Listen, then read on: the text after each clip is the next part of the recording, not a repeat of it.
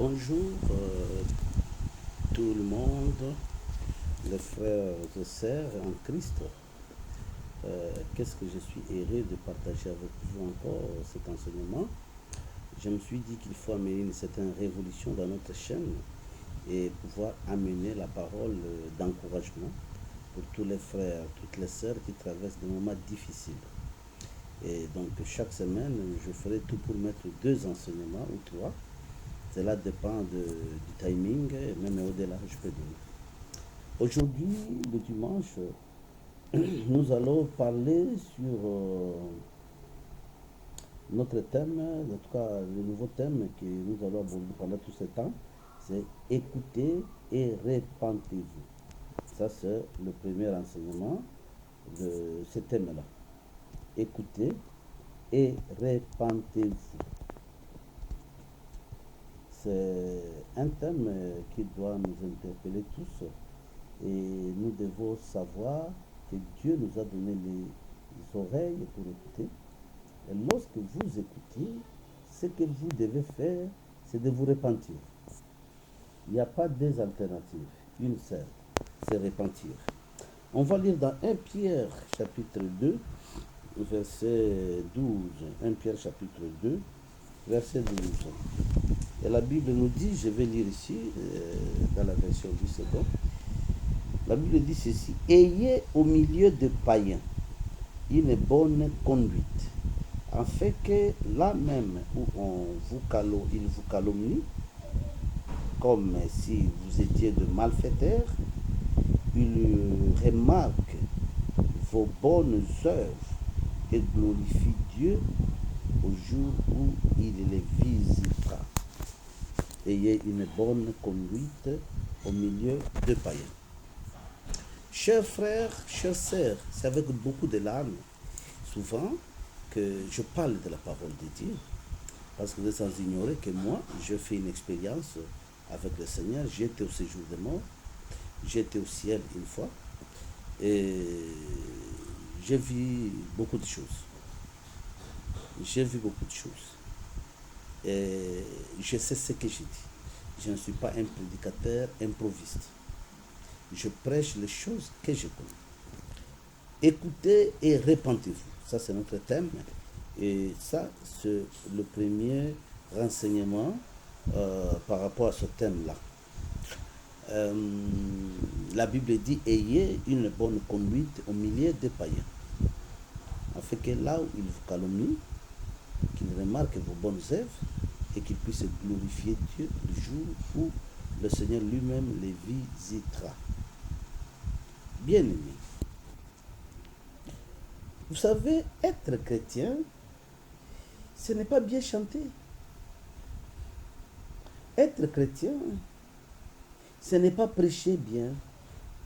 Être chrétien, ce n'est pas enseigner comme je le fais en ligne. Être chrétien, ce n'est pas avoir des églises. Être chrétien, ce n'est pas prophétiser.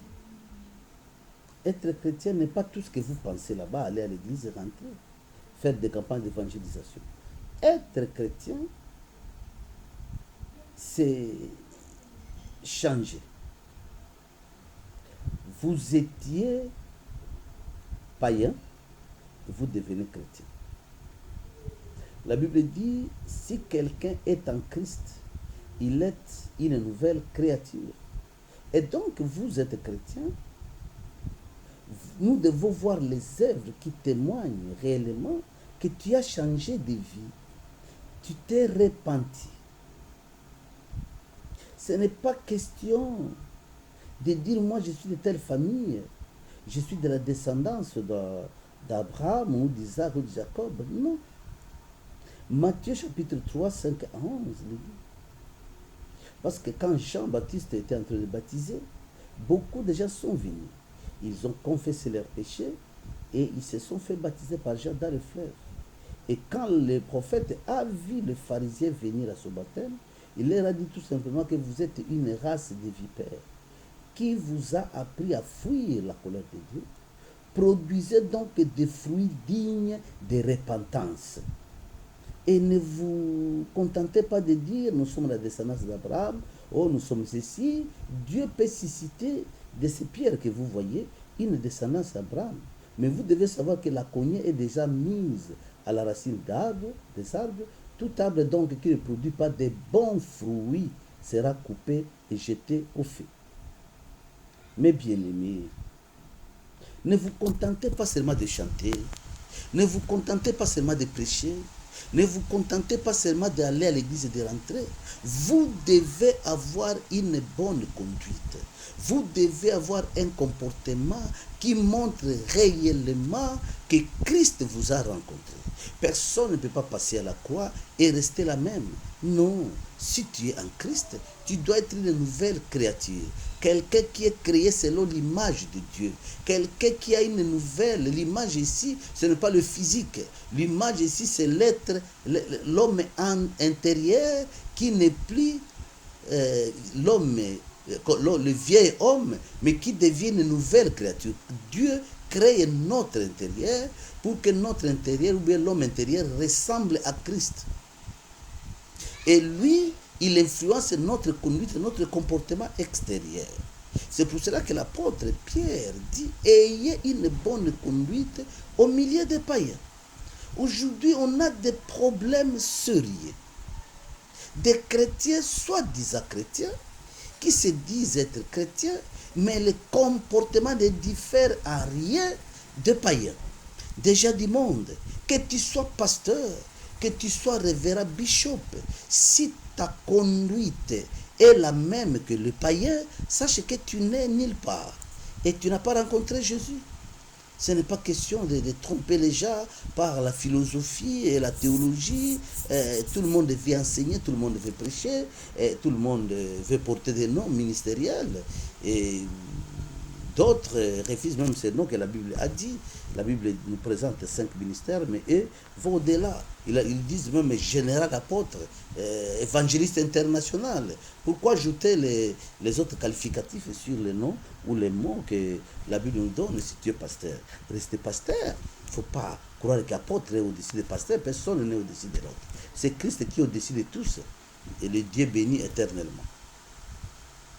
Que ce soit dans nos tenues vestimentaires, un chrétien doit être différent des païens, des mondains.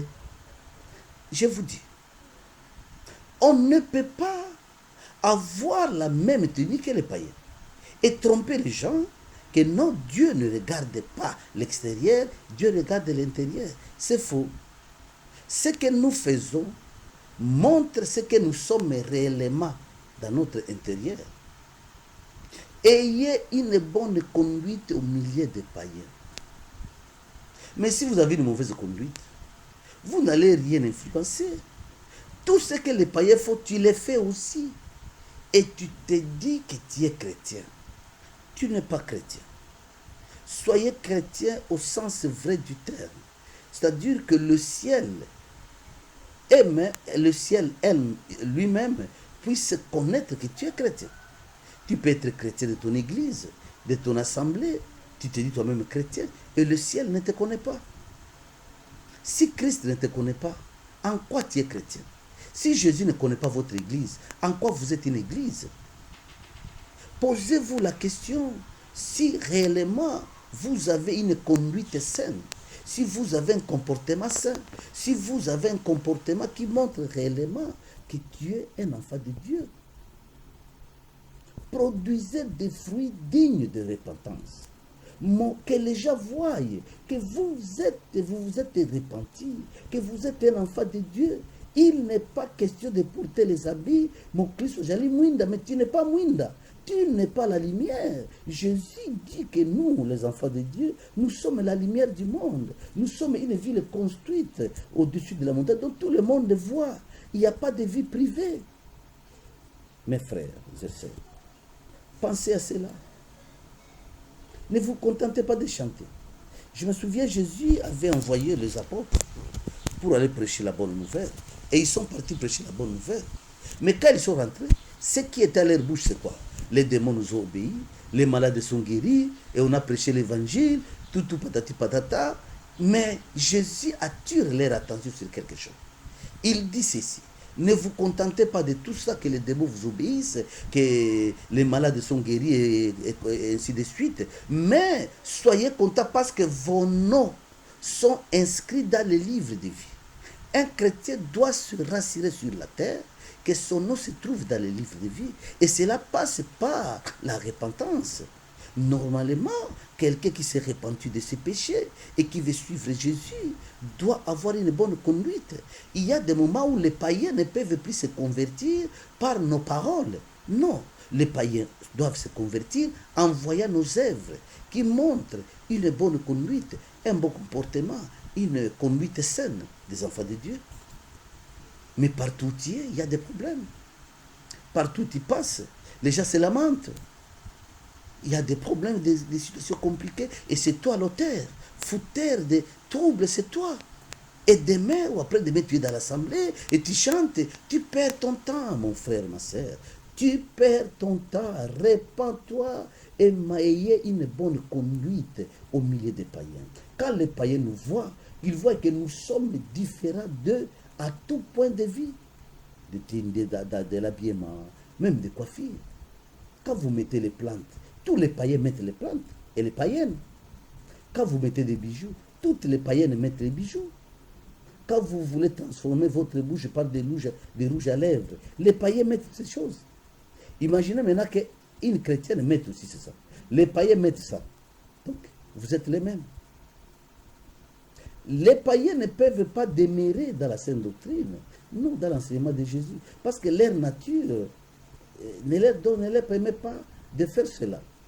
Ils peuvent se camoufler, comme la Bible dit, Satan se transforme en ange de lumière, il se transforme, mais après il rentre encore dans sa nature. Quelqu'un qui veut se passer pour être serviteur de Dieu, il peut le faire, mais son comportement, sa conduite, montrera tout simplement qu'il n'est pas chrétien, qu'il n'est pas enfant de Dieu.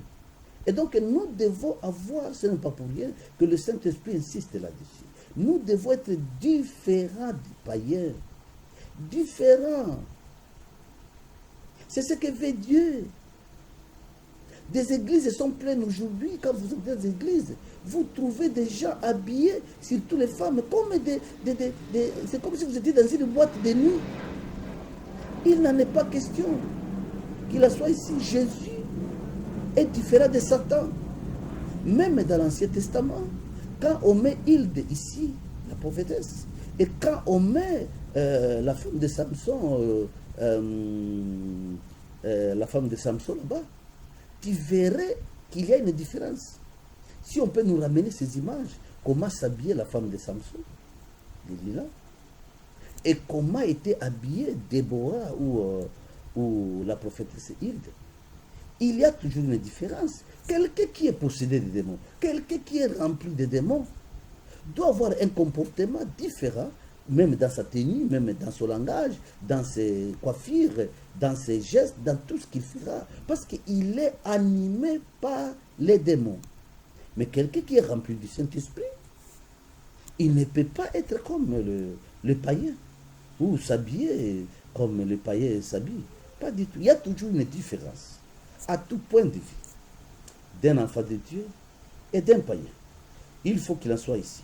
Si vous voulez réellement être un enfant de Dieu, vous devez avoir une conduite différente des païens, différente de païens et païennes, parce que vous êtes un enfant de Dieu, vous êtes conduit par le Saint-Esprit, et votre vie est cachée en Christ, en Dieu, et le jour que le Seigneur viendra, c'est le jour que tu paraîtras, parce que la Bible dit, nous serons tels qu'il est, ressemblés à Christ. D'abord ici, physiquement, le physique, c'est l'expression de nos actes, de tout ce que nous faisons, mais en nous, Christ doit demeurer, et nous devons montrer à ce monde que Satan ne peut pas tromper tout le monde. Soyez donc fortifiés et encouragés par ces paroles, parce que Jésus est vivant, et il veut que nous puissions produire des fruits dignes de repentance, que le monde voie réellement que nous sommes repentis, que nous sommes enfants de Dieu, que nous aimons Jésus et que nous marchions selon sa parole. Soyez bénis. Aimez le Seigneur, aimez Jésus, travaillez pour lui, soyez encouragés. Rien ne change. En croyant en Jésus, tu ne perds rien. Au contraire, tu gagnes plus. Que le Seigneur vous bénisse et que tu commences à marcher selon l'enfant de Dieu en nouveauté de vie, avec une conduite exemplaire. Je me souviens des apôtres. Les apôtres, les mots chrétiens, ce n'est pas Jésus qui a laissé ça. Mais quand on a vu pour la première fois à Antioche, on voit les apôtres, les disciples, qui se comportaient comme Jésus, on les appelle les chrétiens. C'est ça. On doit nous donner un nom. Moi, je me souviens quand je m'étais converti, les gens commençaient à m'appeler même pasteur. Et je ne l'étais pas encore. Parce qu'ils voyaient que j'ai changé. Il faut qu'on change. On ne doit pas être comme des païens. On doit changer dans tout peu de vie. Soyez bénis et que Jésus vous protège, vous garde. Que cet enseignement qui est donné pour que nous puissions nous améliorer et changer de comportement. Dans le nom de Jésus-Christ. Amen.